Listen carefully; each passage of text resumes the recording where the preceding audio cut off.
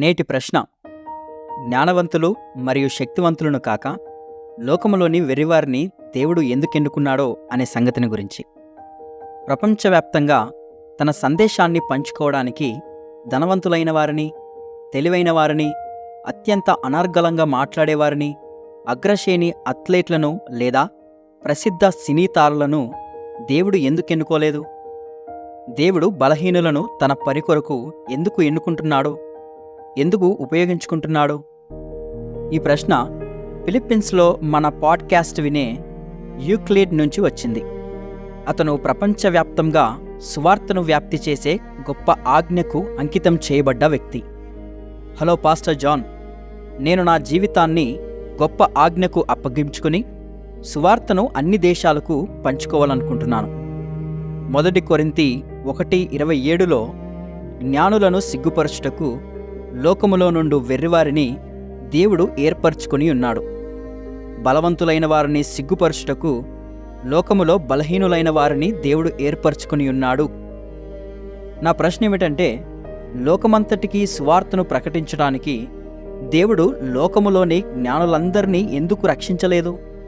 అలా చేసుంటే ఎన్నుకోబడిన కొంతమంది బుద్ధిహీనుల సమూహం కంటే ఎక్కువగా త్వరగా ప్రపంచానికి సువార్త విస్తరించేది కదా. దేవుడు బుద్ధిహీనులను ఎన్నుకుంటాడు మరియు వాడుకుంటాడు గనుక దేవునికి స్తోత్రం. నేను చెప్పే మొదటి జవాబేంటంటే, తెలివైన, మేధావులైన మరియు తలాంతులు గల ప్రజలందరూ ఎన్నుకోబడుంటే సువార్త ప్రభావం వేగంగా మరియు మరింత గుర్తించదగినదిగా ఉండేది. కానీ అది నిజమైన క్రైస్తవ్యంగా ఉండేది కాదు. దేవుని కుమారుడు శక్తివంతమైన యోధునిగా లేక తెలివైన తత్వవేత్తగా వచ్చి లోకం మీద వేగంగా ప్రభావాన్ని చూపించడానికి తన బలం మరియు తెలివితేటలను ఉపయోగించినట్లయితే అది కూడా క్రైస్తవ్యంగా ఉండేది కాదు.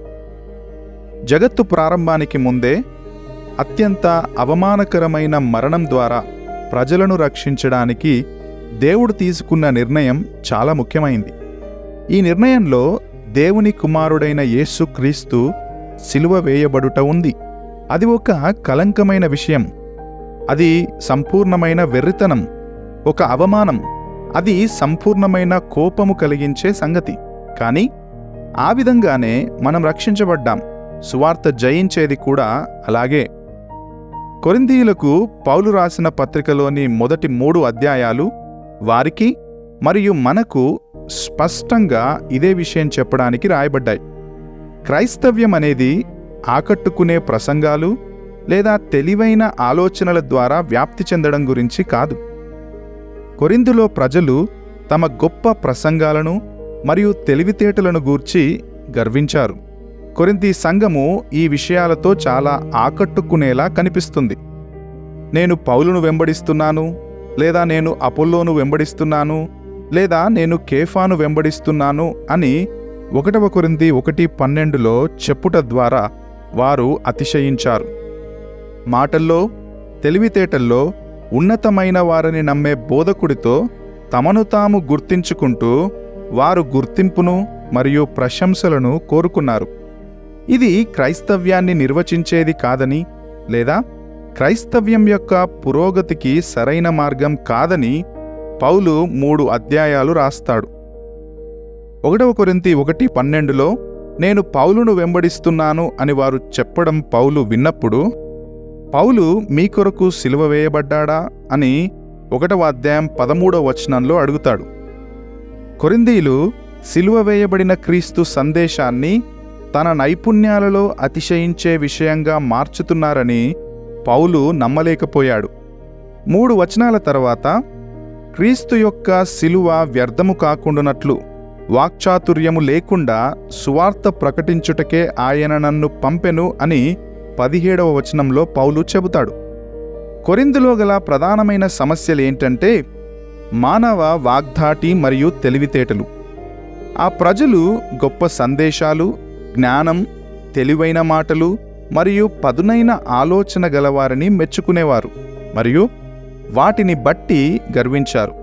ఆకట్టుకునే మాటలు మరియు తెలివితేటలతో పెద్ద పెద్ద సమూహాలను ఆకర్షించవచ్చు, త్వరగా ప్రశంసలు పొందుకోవచ్చు. కానీ పౌలు అది నిజమైన క్రైస్తవ్యానికి ప్రాతినిధ్యం వహించదు అని చెప్పాడు.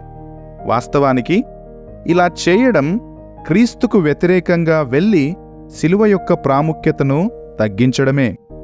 ఎందుకంటే శిలువ మానవ నైపుణ్యాల్లో అతిశయించుట అనే సంగతికి ముగింపునిచ్చేదిగా ఉంది.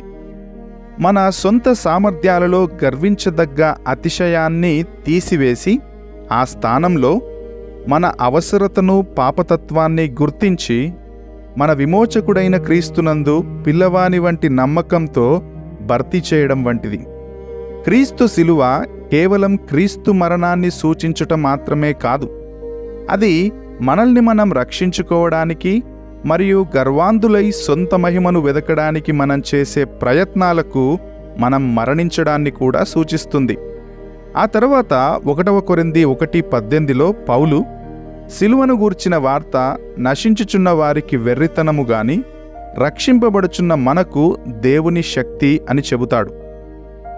కేవలం 3 వచనాల తర్వాత ఆ అద్భుతమైన వచనంలో దేవుని జ్ఞానాన్ని కనుక్కోవడానికి లేదా రక్షణ జ్ఞానం తెలుసుకోవడానికి మన స్వాభావిక జ్ఞానం, తెలివితేటలు, తర్కం ఇవేవీ సరిపోవు అని పౌలు వివరిస్తాడు.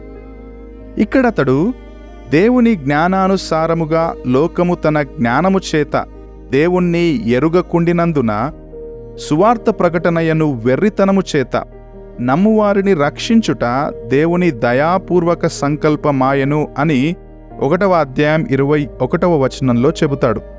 మానవ జ్ఞానం రక్షణ యొక్క మార్గం కాదని దేవుని జ్ఞానం నిర్ణయించింది. దానికి బదులుగా దైవిక వెర్రితనములో విశ్వాసముంచడం రక్షణ యొక్క మార్గమయ్యుంటుంది. 1 కొరింథీ 1:25వ వచనంలో దేవుని వెర్రితనము మనుష్య జ్ఞానము కంటే జ్ఞానము గలది, దేవుని బలహీనత మనుష్యుల బలము కంటే బలమైనది అని పౌలు రాస్తాడు. ఫిలిప్పీన్స్లోని మన స్నేహితుడు యూక్లిడ్ కోసం హైలైట్ చేయవలసిన ముఖ్య విషయం ఏంటంటే, ఇది ఎల్లప్పుడూ ఈ రకంగా కనిపించదు. దేవుని మూర్ఖత్వం వాస్తవానికి మానవ జ్ఞానం కంటే తెలివైనది, కానీ అది మొదట అలా కనిపించకపోవచ్చు. అది వెర్రితనంగా అనిపించవచ్చు. అదేవిధంగా దేవుని బలహీనత మానవ బలం కంటే బలమైనదిగా ఉంటుంది, కానీ అది ఆ విధంగా కనిపించకపోవచ్చు. అది బలహీనతలాగా అనిపించవచ్చు. అదే క్రైస్తవ్యం యొక్క సారం. ఈ విధంగానే సువార్త లోకంలో పురోగతి చెందుతుంది. 1 కొరింథీ 2వ అధ్యాయం 1వ వచనంలో పౌలు దానిని మళ్ళీ చెబుతున్నాడు. సహోదరులారా, నేను మీ యొద్దకు వచ్చినప్పుడు వాక్చాతుర్యముతో గాని జ్ఞానాతిశయముతో గాని దేవుని మర్మమును మీకు ప్రకటించుచూ వచ్చిన వాడను కాను. అక్కడ మళ్ళీ ఉన్నతమైన మాటలు, నైపుణ్యము గల ఆకట్టుకునే గ్రీకు వాక్చాతుర్యము లేదా తాత్వికమైన సంగతులు అన్న విషయాలను మనం చదువుతాం. పౌలు ఎందుకిలా? యూక్లిడ్ అడుగుతున్నది అదే. వాక్చాతుర్యము మరియు మానవ తెలివితేటలను ఎందుకు ఉపయోగించకూడదు? 1 కొరింథీ 2:4 సమాధానం ఇలా ఉంటుంది: మీ విశ్వాసము మనుష్యుల జ్ఞానమును ఆధారము చేసుకొనక దేవుని శక్తిని ఆధారము చేసుకొని యుండవలనని. ఇప్పుడు యూక్లిడ్ 1 కొరింథీ 1:27 చూపిస్తూ, లోకమంతటికీ సువార్తను ప్రకటించడానికి దేవుడు లోకములోని జ్ఞానులందరినీ ఎందుకు రక్షించలేదు? అలా చేసుంటే ఎన్నుకోబడిన కొంతమంది బుద్ధిహీనుల సమూహం కంటే ఎక్కువగా త్వరగా ప్రపంచానికి సువార్త విస్తరించేది కదా. ఇది అతని ప్రశ్న. కాబట్టి యూక్లిడ్ ప్రారంభించిన చోటనే మనం ముగిద్దాం, ఎందుకంటే ఆ పేరాలో ఈ ప్రశ్నకు 2 స్పష్టమైన సమాధానాలు ఉన్నాయి. దేవుడు ఎందుకలా చేయడు? అతను చెప్పేది అక్కడే ఉంది. 1 కొరింథీ 1:26-28 వచనాలు. సహోదరులారా, మిమ్మును పిలిచిన పిలుపును చూడుడి. మీలో లోకరీతిని జ్ఞానులైనను ఘనులైనను గొప్ప వంశము వారైనను అనేకులు పిలవబడలేదు గాని ఏ శరీరియు దేవుని ఎదుట అతిశయింపకున్నట్లు జ్ఞానులను సిగ్గుపరచుటకు లోకములో నుండి వెర్రివారిని దేవుడు ఏర్పరచుకొని ఉన్నాడు. బలవంతులైన వారిని సిగ్గుపరచుటకు లోకములో బలహీనులైన వారిని దేవుడు ఏర్పరచుకొని ఉన్నాడు.